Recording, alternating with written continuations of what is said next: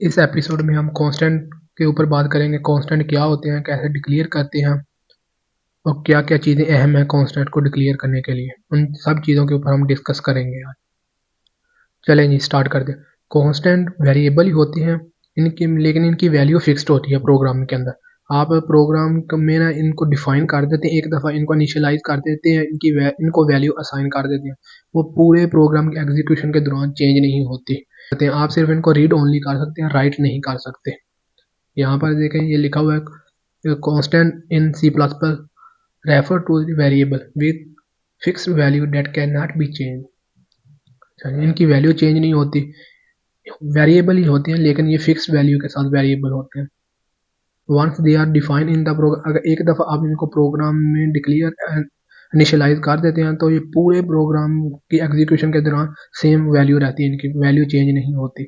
और ये आपके प्रोग्राम कोड के अंदर रीड ओनली टोकन के तौर पे काम करते हैं, सिर्फ रीड ऑन कर सकते हैं हमको, आप इनको राइट नहीं कर सकते।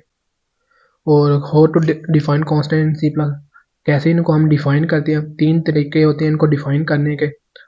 एक और नंबर 1 पे होता है यूजिंग कॉन्स्ट कीवर्ड। ये आप कांस्टेंट कीवर्ड यूज करते हैं। ये ओल्ड मेथड है, लेकिन ये सी प्लस प्लस से सी से आया है, तो इसके हम ये रन टाइम पे इनिशियलाइज होता है। सेकंड जो होता है कांस्टेंट एक्सप्रेशन कीवर्ड यूज करते हैं, इसको हम कंपाइलर टाइम पे ये इनिशियलाइज होता है। और तीसरा आता है डिफाइन, इसको मैक्रो कांस्टेंट कहते हैं। ये प्रोग्राम के टॉप के ऊपर ना, प्रोग्राम के टॉप के ऊपर इसको हम डिफाइन करते हैं। कांस्टेंट को डिक्लेयर करने का ये बेस्ट तरीका ये है कि आपको उसको डिक्लेयर एंड इनिशियलाइज डिफाइन एक साथ एक ही लाइन के अंदर करें, ना कि आप उसको डिक्लेयर एक लाइन के ऊपर करें और डिफाइन उसको वैल्यू असाइन दूसरी लाइन के ऊपर करें। बेस्ट तरीका यही है कि आप उसको डिक्लेयर एंड डिफाइन एक ही लाइन के ऊपर करें, जहां उसको डिक्लेयर कर रहे हैं साथ ही उसको वैल्यू असाइन करें। यहाँ पर कुछ पॉइंट्स हैं जो कांस्टेंट पर लागू होते हैं। वो ये है, कांस्टेंट वेरिएबल ही होते हैं लेकिन फिक्स वैल्यू के साथ होते हैं। इनको हम प्रोग्राम के स्टार्टिंग में इनिशियलाइज कर देते हैं और पूरे प्रोग्राम की एग्जीक्यूशन के दौरान ये सेम रहते हैं। और कांस्टेंट एंड कांस्ट एक्सप्रेस, ये कांस्टेंट वेरिएबल को डिक्लेयर करने के लिए यूज होते हैं। और जो हैश डिफाइन है, ये मैक्रो कांस्टेंट को डिक्लेयर करने के लिए डिफाइन करने के लिए इस्तेमाल होते हैं। चलें जी, अब प्रोग्राम में देखते हैं। ये मैंने प्रोग्राम लिखा हुआ है, इसके अंदर मैंने तीनों तरीके के कांस्टेंट को डिफाइन किया हुआ है। ये सबसे ऊपर जो मैंने यहाँ पे हेडर फाइल के बाद लिखा हुआ है, ये हैश डिफाइन के साथ कांस्टेंट, ये कांस्टेंट ये हैश डिफाइन लिखा हुआ है, इसके साथ कांस्टेंट वेरिएबल का नेम है और आगे वैल्यू असाइन की है। यहाँ पर देखिए मैंने इक्वल का साइन नहीं डाला हुआ है, इसको हम जब डिफाइन करते हैं ऐसे करते हैं। और ये मैक्रो कांस्टेंट होता है। तो ये देखें, ये जो कांस्टेंट है, जैसे वेरिएबल का स्कोप है ना, इसी तरह स्कोप ऑफ वेरिएबल, इसी तरह इनका भी स्कोप होता है। ये लोकल भी हो सकते हैं और ग्लोबल भी हो सकते हैं। ये यहाँ पर देखें, अगर मैंने इसको ग्लोबल डिफाइन किया हुआ है, डेज का ना कांस्टेंट बनाया हुआ है, ये कौन सा एक्सप्रेशन, इसको मैंने ग्लोबल कांस्टेंट बनाया हुआ है।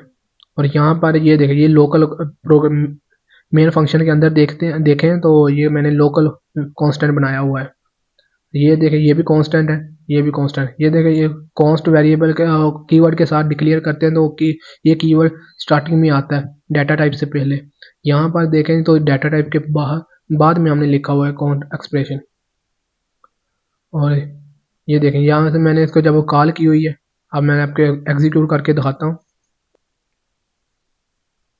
देखें, हम इसको एग्जीक्यूट करते हैं। ये देखें, ये मैंने जब इसको एग्जीक्यूट किया, ये देखें, ये मेरा जो मैक्रो कांस्टेंट है उसकी वैल्यू आ गई है। मेन फंक्शन के अंदर मैंने लोकल वेरिएबल कांस्टेंट को डिक्लेयर किया, ये उसकी वैल्यू है, देख सकते हैं यहाँ पर। ये मेरे जो प्रोग्राम के अंदर जितने कांस्टेंट मैंने डिक्लेयर किए हुए हैं ये लोकल है, और जो बाहर मैंने किया है ये ग्लोबल है। इसको हम किसी भी फंक्शन के अंदर पूरे प्रोग्राम में कहीं भी यूज़ कर सकते हैं, लेकिन जो मेन फंक्शन के अंदर है इनको सिर्फ हम मेन फंक्शन के अंदर ही यूज़ कर सकते हैं, ना कि इनको किसी दूसरे फंक्शन के अंदर यूज़ कर सकते हैं। इसका लोकल कांस्टेंट का स्कोप सिर्फ इस मेन फंक्शन के अंदर है। ये ग्लोबल जो कांस्टेंट है इनका पूरे प्रोग्राम के अंदर स्कोप है और कहीं भी किसी भी फंक्शन के अंदर यूज़ कर सकते हैं। Thank you.